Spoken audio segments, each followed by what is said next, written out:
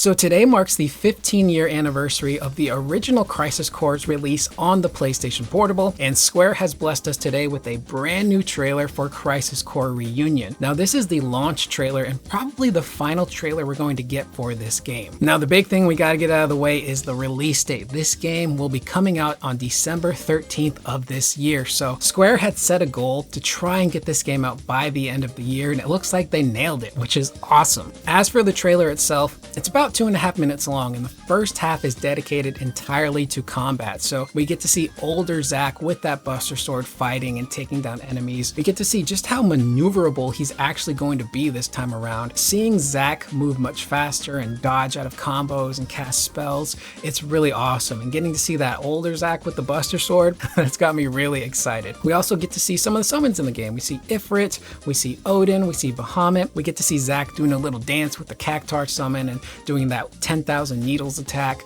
We see Zack fighting Genesis as well as Sephiroth in this trailer, which it's not really spoilery. We've all played this game before, we know what goes down, so to see some of that action showcased in that first half of the trailer is really exciting. Later this week at TGS, we are going to be getting a live gameplay demo, so I'm assuming during that demo is when we will probably see that menu-based system in action, and we'll probably get a little small info dump in regards to the gameplay mechanics and how that stuff is actually going to work. Now for the second half of this trailer, it's all the story stuff. So we see Zack interacting with every single character in this game, from Sephiroth to Angeal to Genesis. We get more stuff with him and Aerith and the church, and we get our first glimpse of Baby Cloud.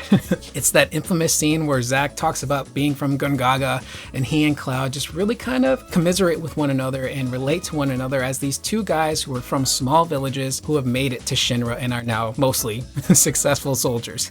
We also get to hear way more of Sephiroth, which I'm really excited for. I'm a big fan of the actor that is voicing Sephiroth this go around, Tyler Hoechlin. He voiced him in 7 Remake, and he didn't really have a lot to do in 7 Remake, unfortunately. His list of lines is very small. To hear Tyler Hoechlin's portrayal of a younger, good guy war hero Sephiroth is going to be really exciting. He's a really great actor. He's also a phenomenal Superman on Superman and Lois. If you haven't watched that show, he just nails both aspects of Clark Kent and Superman. So I'm really excited to get a bigger sample size of this young Sephiroth before he eventually snaps and goes sicko mode. Square Enix also dropped a blog post on their website going over the game's characters and combat. Now, a lot of this is stuff we already know in regards to certain attacks and materials, the descriptions of the characters themselves. They've also posted some really great screenshots which showcase how good this game is actually going to look.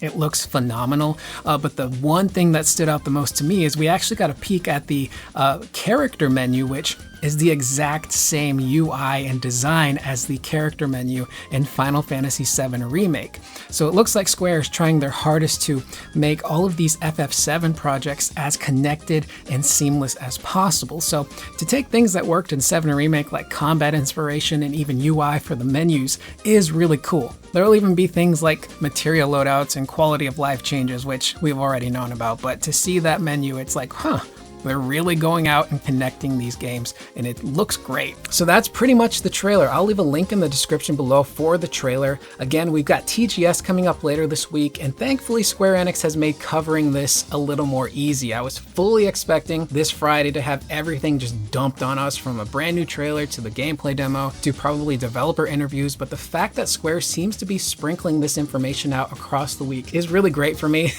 and it's making it easier to cover. But again, later this week on Friday is when Tokyo Game Show takes place, so we'll probably see this trailer again this Friday, and we will also be getting that gameplay demo, which I do not know how long it's going to be, maybe 10 minutes or so, but I'm hoping we get some even more in-depth action and explanations for the gameplay itself. So I'm curious, Corduroy, that is the video. Please leave your guys' thoughts in the comments below. How excited are you now? I was excited before, but this trailer right here has gotten me just ecstatic, and I cannot wait. I might actually pre-order the game now, which I don't normally do, so I'm 10 times more excited now for the release of Reunion. So that's all going down Friday. The game's coming out later this year. I will see you guys in the next video. Please remember to always be excellent to one another.